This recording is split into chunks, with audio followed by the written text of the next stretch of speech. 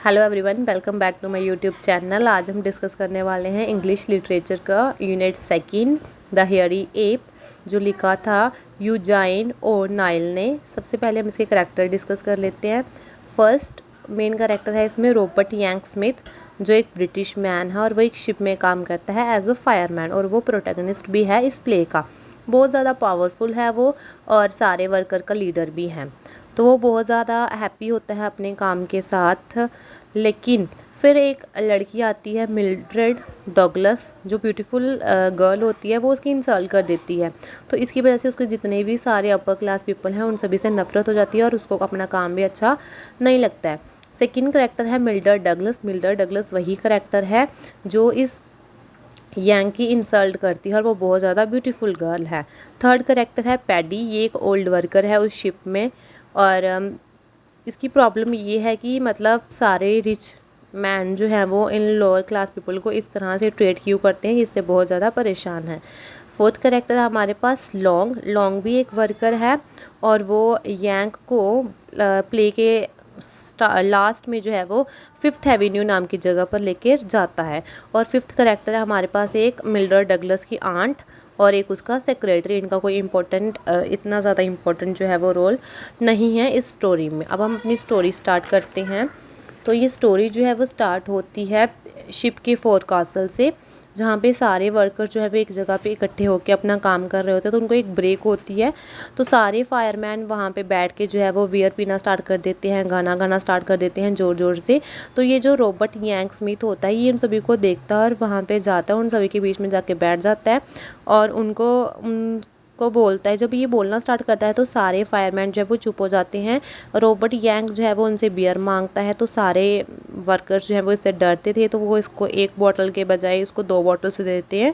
तो ये फायरमैन जो है वो इस यांक से डरते थे। उसके 2 रीज़न थे। फर्स्ट रीज़न ये था कि ये बहुत ज़्यादा स्ट्रॉन्ग था और सेकेंड रीज़न ये था कि ये सारे ग्रुप का जो है वो लीडर था। फिर यांग जो है वो बियर पीना स्टार्ट कर देता है और गाना गाना स्टार्ट कर देता है। बाकी पीपल जो हैं वो भी इसके साथ बातें करने लग पड़ती हैं।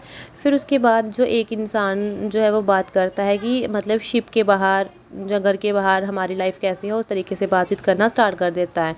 तो यांग को इस बात पे गुस्सा आ जाता है और वो उस इंसान को चुप होने के लिए बोल देता है।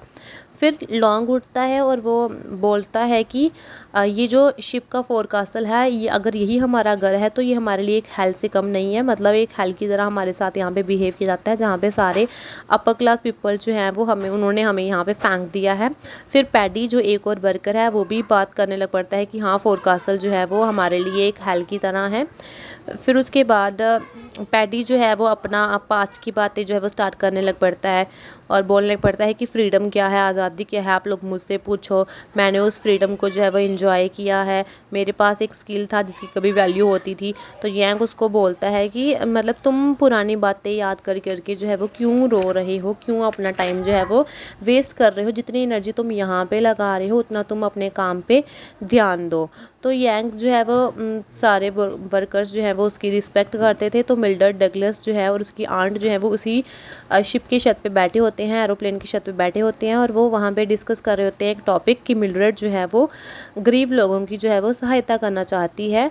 तो उसकी आंट जो है वो उसको बोलती है कि अच्छी बात है, तुम गरीब लोगों की मदद करना चाहती हो, लेकिन मुझे अभी तक ये बात समझ नहीं आई कि तुम डिफरेंट कंट्रीज़ में जाके क्यों उनकी हेल्प करते हो। मतलब अच्छी बात है गरीबों की हेल्प करना, लेकिन तुम गरीबों की हेल्प तो करती हो लेकिन उनके साथ साथ उनको रियलाइज़ भी कर देती हो कि वो किस कंडीशन से बिलोंग करते हैं। तो मिल्ड्रेड डगलस और उसकी आंट जो है वो वहाँ पे वेट कर रहे होते हैं सेकंड इंजीनियर का, क्योंकि वो सेकंड इंजीनियर जो है वो उनको स्टॉक हॉल में लेके जाएगा। यहाँ पे सारे वर्कर जो है वो अपना अपना काम कर रहे थे।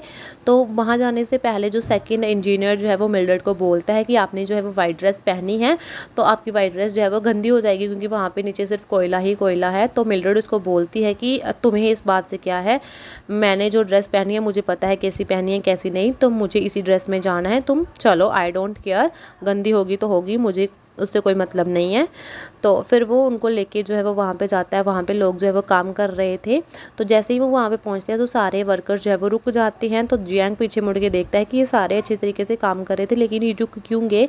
तो जब वो पीछे देखता है तो वहाँ पे एक वाइट ड्रेस में एक ब्यूटीफुल गर्ल जो है वो खड़ी होती है और मिल्ड्रेड जो है वो उसको देख के डर जाती है और उसको बोलती है यू विल दी वीज, मतलब बालों भाला बंदर। फिर उस यही चीज़ें देख के वो वहाँ पे बेहोश हो जाती है और इंजीनियर और उसकी सारे वर्कर जो है वो उसको लेके वहाँ से चले जाते हैं। और पैडी जो है वो यांग के पास आता है और उनको बोलता है कि मिलरेड जो है तुम्हें ऐसे देख रही थी जैसे तुम क्या हो, एक बालों वाला बंदर हो। इस स्टोरी का नेक्स्ट पार्ट जो है वो हम नेक्स्ट वीडियो में डिस्कस करेंगे। आई होप आपको इतनी स्टोरी जो है वो समझ आ गई होगी। Subscribe for more. Thanks for watching.